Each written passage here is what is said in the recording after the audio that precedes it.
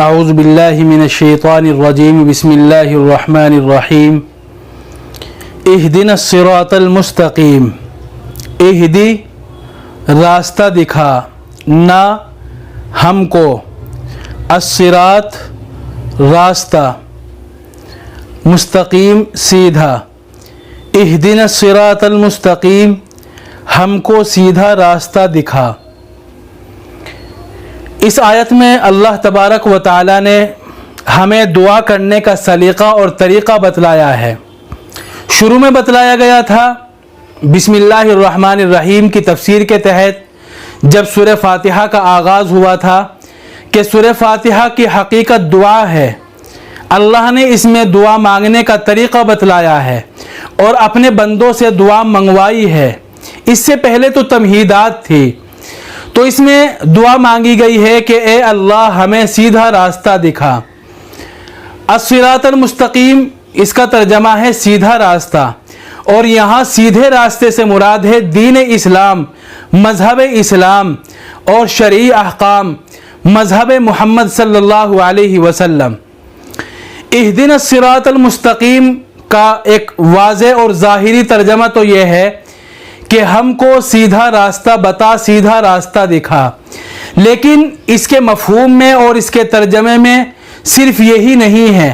بلکہ اس کی اگر حقیقت کو کھولا جائے تو اس کا مطلب یہ ہے کہ ہمیں سیدھا راستہ اس طرح دکھا کہ ہم اس پر ہمیشہ قائم رہے اور اس پر دل مطمئن ہو جائے۔ جو دنیا کے دیگر مذاہب ہیں اور دوسرے ٹیڑھے راستے ہیں ان سے ہماری حفاظت فرما۔ دراصل یہ دعا اس لیے منگوائی گئی ہے کیونکہ آج بھی اور پہلے بھی ہمیشہ سے بہت سارے گمراہ مذاہب اور باطل مذاہب اور فرقے رہے ہیں، باطل نظریات اور عقائد رہے ہیں۔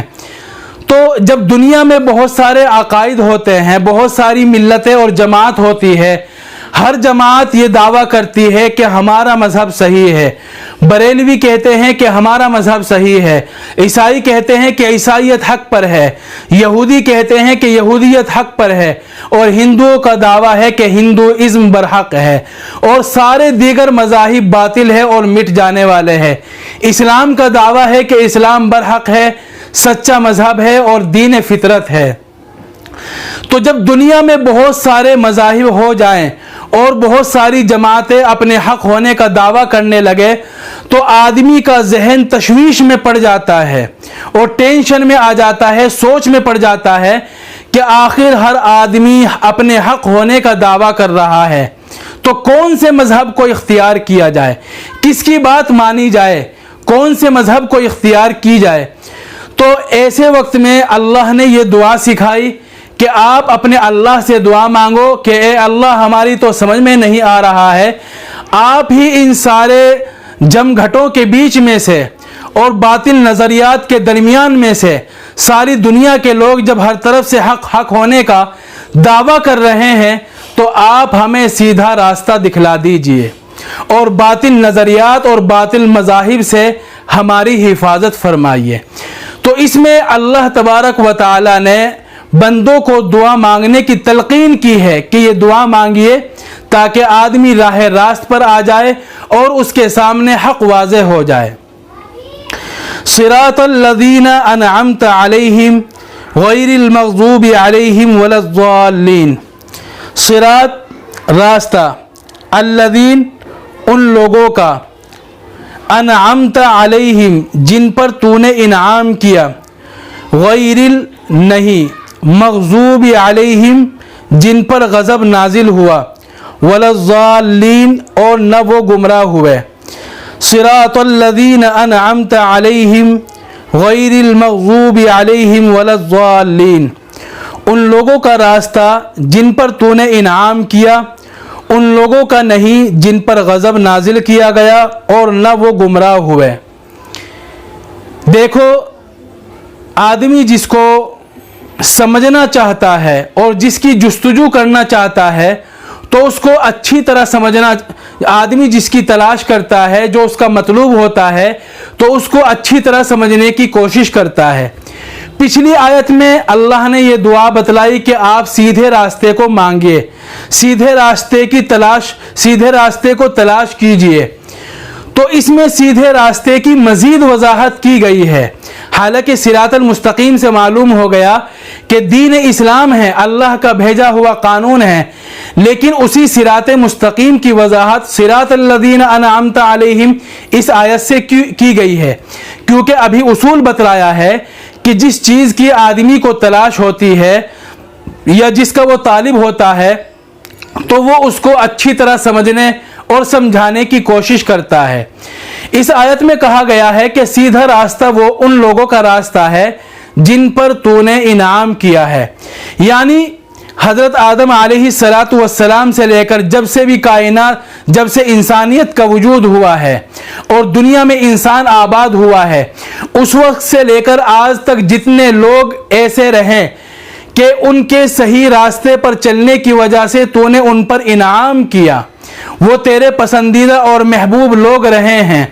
ان لوگوں کا راستہ جن پر تو نے انعام کیا ہے وہ راستہ ہمیں بتلا دیجئے۔ کیونکہ ظاہر سی بات ہے اللہ تبارک و تعالیٰ نے اگر دنیا میں کسی پر انعام کیا، اللہ تعالیٰ نے اس کو اپنا محبوب بنایا، تو یہ اس بات کی واضح علامت ہے کہ وہ سیدھے راستے پر ہے اور حق پر ہے۔ تو دعا مانگی جا رہی ہے کہ ان لوگوں کا راستہ جن پر تو نے انعام کیا ہے،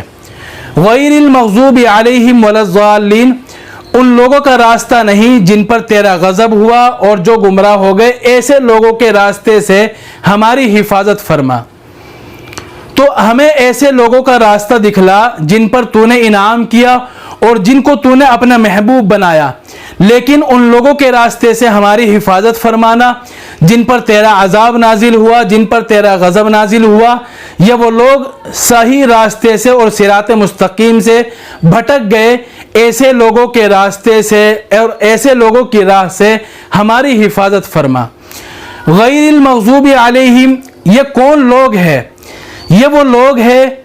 کہ جنہوں نے اسلام کو قبول ہی نہیں کیا، اللہ کے دین کو قبول ہی نہیں کیا، یا اگر انہوں نے قبول کیا تو صرف زبان سے قبول کیا، دل سے قبول نہیں کیا۔ اور علماء مفسرین کے بقول اس کی واضح مثال یہود ہے۔ یہود ایسے گزشتہ زمانے میں ایسے ان کا زمانہ گزرا ہے کہ جنہوں نے جو انبیاء پر ایمان نہیں لائے، اور اگر وہ ایمان لے آئے تو وہ دل سے ایمان نہیں لائے بلکہ زبان سے انہوں نے اقرار کیا ہے۔